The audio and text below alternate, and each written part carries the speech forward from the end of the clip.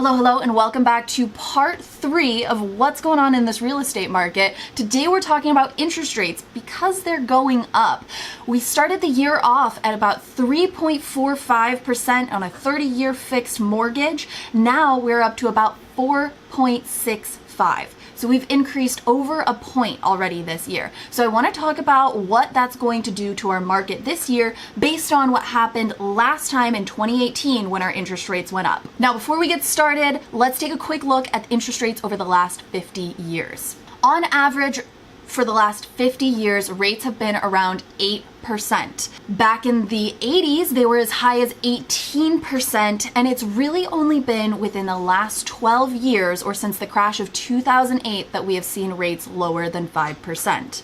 So how are these rising rates going to impact the market? In short, rising interest rates impact buyers' purchasing power. So a good rule of thumb is a rise in 1% of interest means a loss of 10 to 12% in buying or purchasing power. So this means that buyers who are getting a loan, which is most of them, aren't qualified to offer as much as they were before. So we're likely going to see a slowdown in appreciation. Notice I said a slowdown, not a stop or a depreciation. So back in 2018, we saw the same thing that we're seeing now. We saw interest rates go up, and buyers realized that their purchasing power decreased a little bit. So it took some of the frenzy or the edge off the market.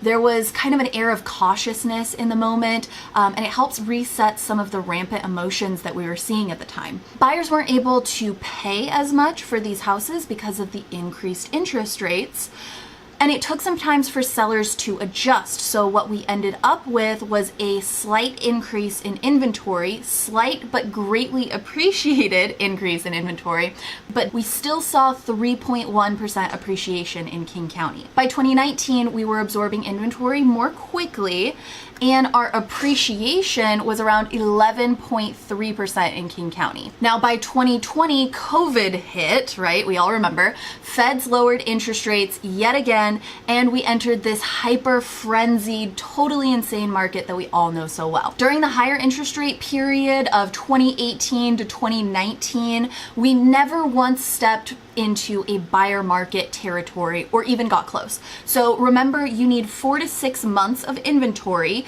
to be considered a neutral market. Anything less than that is a seller's market, and anything above 6 months of inventory is a buyer's market. So you can see here, we never even got close to a neutral market. The most months of inventory that we had was just about 2.9 months. So what can we expect this time around? We're going to continue to see this frenzied market simply because we do not have the inventory to satisfy the insane buyer demand that we have here. Remember, back in 2018, 2019, we had anywhere from 1,600 to 5,500 homes on the market at any given time. Right now, in March of 2022, we only have 762 homes for sale in all of King County. Come summertime, we may see more listings come that we normally see during the summer market because of the rising interest rates. It may take some of the sting out of this market and allow many people to make the moves that they've been putting off because of the teeth that this market has. So I believe it's going to help kind of take the edge off of this insane appreciation that we've been seeing and allow a lot of people to make the moves that they've been wanting to make or considering making, just by taking some of the ferocity out of this market. So if you're thinking about making a move this year, your strategy is more important now than ever before. So give me a call or shoot me a message if you have any questions. I'm always here for you guys. So thank you so much for watching, and I will talk to you soon.